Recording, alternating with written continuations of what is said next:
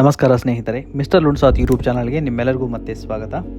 ಈ ವಿಡಿಯೋದಲ್ಲಿ ಚಿತ್ರದುರ್ಗದಿಂದ ಆಲ್ಮಟ್ಟಿ ಹಾಗೂ ಆಲ್ಮಟ್ಟಿಯಿಂದ ಕುಷ್ಟಗಿ ರೈಲ್ವೆ ಯೋಜನೆಗಳ ಬೆಳವಣಿಗೆ ಬಗ್ಗೆ ತಿಳಿಯೋಣ. ಸ್ನೇಹಿತರೆ, ಚಿತ್ರದುರ್ಗದಿಂದ ಆಲ್ಮಟ್ಟಿಗೆ ಹೊಸ ರೈಲ್ವೆ ಮಾರ್ಗ ಯೋಜನೆಯನ್ನು ನೈಋತ್ಯ ರೈಲ್ವೆಯು ಕೈಗೊಂಡಿದೆ. ಈ ಯೋಜನೆಯ ಮುಖ್ಯ ಉದ್ದೇಶ ಬೆಂಗಳೂರು ಮತ್ತು ಸೋಲಾಪುರ ರೈಲು ಮಾರ್ಗದಲ್ಲಿ ಬಹಳಷ್ಟು ಅಂತರವನ್ನು ಕಡಿಮೆ ಮಾಡುವುದು. ಸುಮಾರು 264 ಕಿಲೋಮೀಟರ್ ಉದ್ದದ ಚಿತ್ರದುರ್ಗ ಆಲ್ಮಟ್ಟಿ ರೈಲ್ವೆ ಮಾರ್ಗದ ಇಂಜಿನಿಯರಿಂಗ್ ಮತ್ತು ಸಮೀಕ್ಷಾ ಕಾರ್ಯವನ್ನು ನೈಋತ್ಯ ರೈಲ್ವೆ ವಲಯ ಕೈಗೊಂಡಿತ್ತು. ಸಮೀಕ್ಷೆ ಈಗ ಪೂರ್ಣಗೊಂಡಿದ್ದು, ಪ್ರತಿ ಕಿಲೋಮೀಟರ್ ರೈಲು ಮಾರ್ಗ ನಿರ್ಮಾಣಕ್ಕೆ ತಲಾ 30.11 ಕೋಟಿ ವೆಚ್ಚದ ಪ್ರಕಾರ ಒಟ್ಟು 8,432 ಕೋಟಿ ರೂಪಾಯಿಗಳ ಅಂದಾಜು ವೆಚ್ಚದೊಂದಿಗೆ ರೈಲ್ವೆ ಮಂಡಳಿಗೆ ಸಲ್ಲಿಸಲಾಗಿದೆ.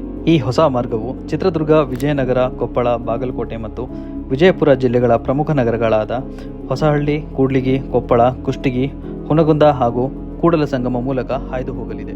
ರಾಜ್ಯದ ಜನರ ಮಹತ್ವದ ಬೇಡಿಕೆಯಾಗಿರುವ ಈ ರೈಲು ಮಾರ್ಗ ನಿರ್ಮಾಣದಿಂದ ಕಲ್ಯಾಣ ಕರ್ನಾಟಕ ಮತ್ತು ಕಿತ್ತೂರು ಕರ್ನಾಟಕ ಸಾರಿಗೆ ಸಂಪರ್ಕ ಕ್ಷೇತ್ರದಲ್ಲಿ ದೊಡ್ಡ ಸುಧಾರಣೆಯಾಗಲಿದೆ.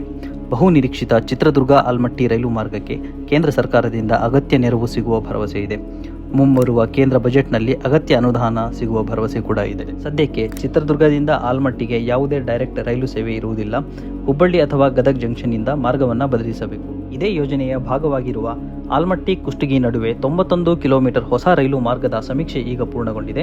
ಡಿಟೇಲ್ಡ್ ಪ್ರಾಜೆಕ್ಟ್ ರಿಪೋರ್ಟ್ ಅಂದರೆ ವಿಸ್ತೃತ ಯೋಜನಾ ವರದಿ ಸಿದ್ಧಪಡಿಸಲಾಗುತ್ತಿದ್ದು 2026ರ ಮೇ ವೇಳೆಗೆ ಲಭ್ಯವಾಗುವ ಸಾಧ್ಯತೆ ಇದೆ. ಈ ಹೊಸ ರೈಲು ಮಾರ್ಗವು ಉತ್ತರ ಕರ್ನಾಟಕದ ಸಂಪರ್ಕವನ್ನು ಸುಧಾರಿಸಲಿದೆ.